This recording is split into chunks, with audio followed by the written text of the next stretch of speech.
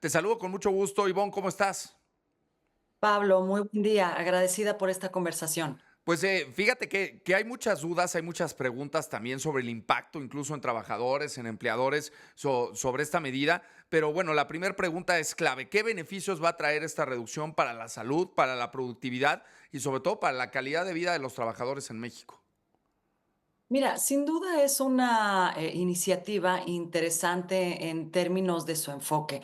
El enfoque está a alinearse justo a cambios regulatorios que suceden no solamente en México, sino que suceden de manera internacional. Particularmente Sudamérica ha puesto un gran énfasis en el tema de estas medidas para beneficiar la calidad de vida de los trabajadores.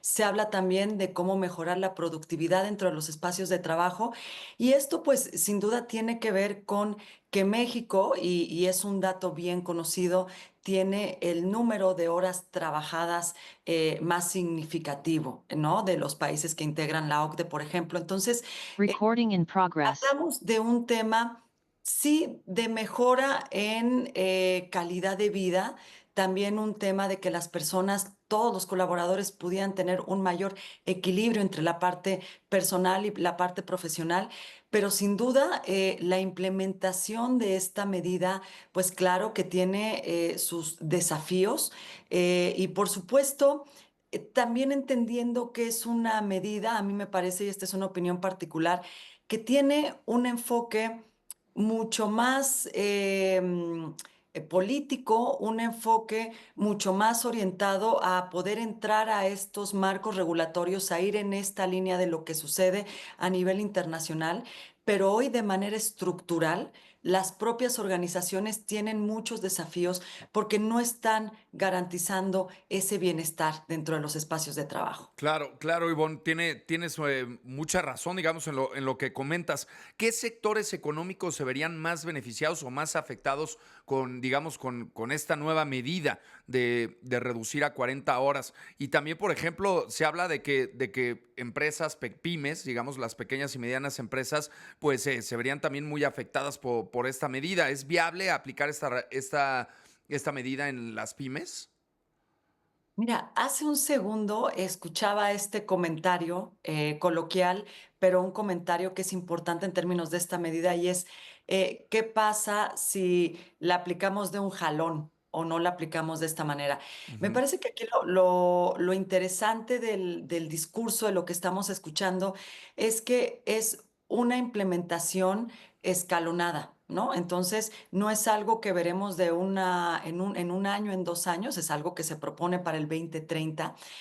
Y lo que nos dice la experiencia aplicando estas prácticas es que precisamente tiene que empezar por ser escalonada, pero hay aquí algunos matices que son interesantes. ¿Qué sectores se podrían impactar? Pues bueno, serían tanto impactadas las pymes como impactadas las grandes, dependiendo de cómo sea su incorporación, pero por supuesto las primeras que tendrían mayores desafíos son las pymes, ¿no? Es por esto que algunas recomendaciones orientadas al tema es que pudiera iniciarse e implementándose en las grandes, inclusive verlo esto como un programa piloto. Poco se ha hablado, poco se ha utilizado esta palabra de pilotear una iniciativa de este tipo y en otros países es justo lo que se ha hecho. Se ha iniciado con la implementación de reducción de 1 hora hasta que se llega al periodo acordado, es decir, ir reduciendo horas de poco en poco de aquí al 2030 y que además pudiera ser una iniciativa, como comento, piloteada primero con grandes empresas para ver cómo puede irse acomodando, porque definitivamente en las pymes, por un tema de productividad, por un tema de presupuesto, es mucho más complicada su implementación. Y estamos hablando además de que vamos a implementarla en un marco laboral que está marcado fuertemente por la informalidad, particularmente en empresas que son micro o pequeñas empresas por la informalidad. Entonces, insertar una iniciativa de este tipo demanda muchísimo a los empleadores. ¿Qué demanda? Y si me permites, agrego esta parte, Ujú. no solo requeriría de un pilotaje inicial, sino de estímulos. Esta palabra que hemos escuchado en otras iniciativas, en otros contextos de poder hacer una motivación, un estímulo fiscal, un estímulo inclusive de poder apoyar a las empresas económicamente hablando para que tengan esta implementación. Son aspectos que hemos hablado con algunas otras iniciativas y es esto de que la empresa no sienta que va sola.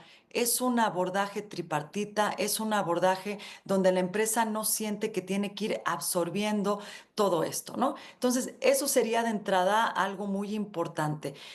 Sí que al final, cuando tenemos incorporada la iniciativa, vemos un incremento en beneficio, en equilibrio, vida personal, vida profesional, en mejora en la calidad de vida, en el bienestar, pero para eso necesitamos tener esa conciencia de cómo lo hago gradualmente, cómo doy estímulos a las compañías, cómo favorezco Claro. la propia productividad económica de las compañías.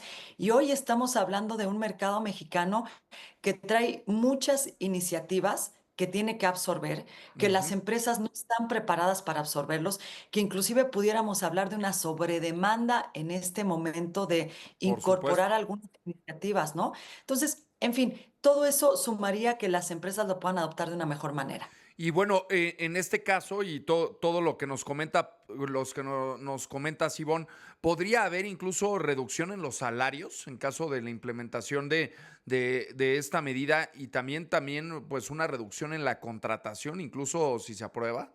O sea, si ya entra en vigor. Fíjate, Pablo, que mencionas un punto que a mí me gusta poner un matiz, porque ninguna iniciativa viene, digamos, sin decisiones importantes que tiene que tomar la empresa. Lo vimos en las normativas como la 37, lo vimos en las normativas como incrementar los días de vacaciones. Estos son ejemplos muy puntuales de que la empresa puede llegar a contraerse, a tener este fenómeno de contracción laboral.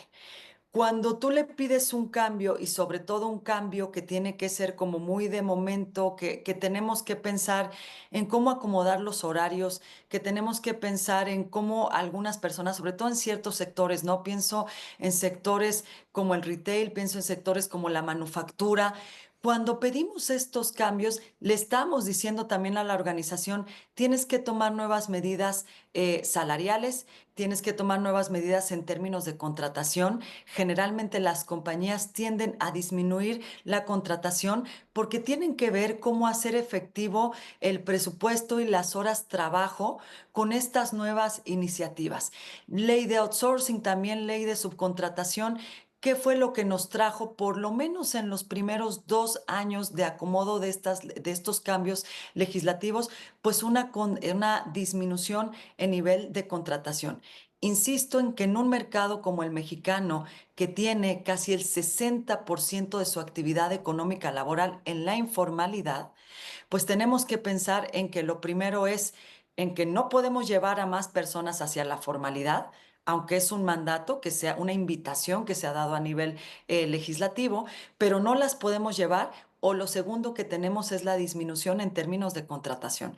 Entonces, insisto, es una medida que es favorable de largo plazo, pero que Ujú, tenemos que generar los incentivos, el impulso hacia las empresas, particularmente las pymes, para que la puedan llevar a cabo. claro. Y tenemos que tener los cómo de esta medida. ¿Qué pasará si no hay una implementación adecuada? ¿Cómo serán pues algunas medidas que se puedan tomar para las medidas que no lo incorporen adecuadamente? Y todos estos cómo no los tenemos establecidos en el principio de esta iniciativa. Ivonne, desde tu perspectiva, tu análisis, obviamente tu conocimiento sobre este tema, digamos, ¿existen casos exitosos de reducción de horas de trabajo laboral en otros países que podamos poner como referencia, digamos, a esta medida que se está tomando? Y también otra pregunta, digamos, que va de la mano con esto que te pregunto primero. ¿Se ha demostrado que trabajar menos aumenta la productividad? Qué interesante, Pablo. Mira, a ver, empezamos por los ejemplos. Sí hay algunas economías con una implementación exitosa, particularmente en Europa. Alemania tiene el mejor récord de país implementando la reducción de la jornada. Lo dio, pues, haciendo este tipo de estímulos del que he estado hablando, y particularmente Alemania empezó con un programa piloto, que fue un programa piloto de 3 años en el que se aplicó a grandes empresas y se vio cómo iban respondiendo a este tema. Otro país exitoso en este sentido es Francia. Francia tiene el segundo lugar también en la implementación, y digamos que quienes están con una mayor área de oportunidad y desafío es precisamente América Latina, Sudamérica. ¿Por qué? Porque en estos países tenemos el mayor número de horas trabajadas. Colombia tiene un lugar significativo, México tiene un lugar significativo, Chile tiene también muchas horas trabajadas a lo largo del año. Entonces, sí tenemos ejemplos exitosos implementando estas medidas que comento. Ahora, trabajar menos es sinónimo de incremento de productividad. La verdad es que esta es una pregunta que ha causado mucho debate, si queremos verlo de esta manera, porque estamos malentendiendo la productividad. La productividad laboral tiene que ver con que un colaborador tenga los recursos necesarios en el momento necesario para poder desempeñar una actividad y llegar a un resultado.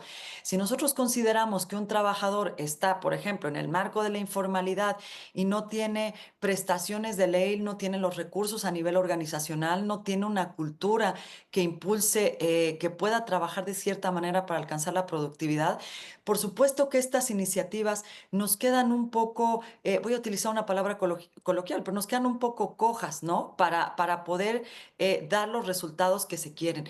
Para que una persona pueda ser productiva, necesita tener una cultura orientada a ser más eficiente, necesita una capacitación orientada a esto. Hoy, por ejemplo, ¿qué nos dicen los trabajadores? 75% de los trabajadores, 7 de cada 10 trabajadores en México, asegura que trabaja mucho sin una instrucción formal de cómo desconectarse adecuadamente, que cuando hay la desconexión, que por supuesto es una iniciativa también de tipo legislativo, que cuando hay la desconexión sigue recibiendo llamadas, correos, invitaciones por parte de sus jefes para tener que seguir trabajando.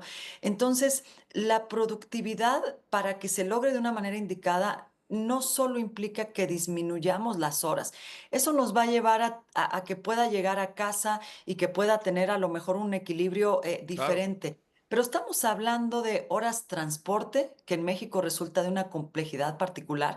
Tendríamos que también hacer una legislación en términos de que los trabajadores no solo hagan home office cuando hay una crisis de salud, es que se tienen que respetar estas nuevas normativas de home office, se tiene que respetar horarios escalonados, aspectos que hoy estamos perdiendo, pensando que ya han pasado casi 5 años después de la pandemia. Entonces, horarios escalonados, tener los recursos indicados, tener prestaciones de ley, tener una cultura orientada a la capacitación de saber utilizar los recursos dentro de tu oficina de una manera indicada. Esto nos da como resultado productividad. Ujú. Difícilmente, y aunque este es un panorama probablemente negativo desde una opinión personal, pero difícilmente tendremos un incremento en productividad si únicamente nos enfocamos en reducir horas.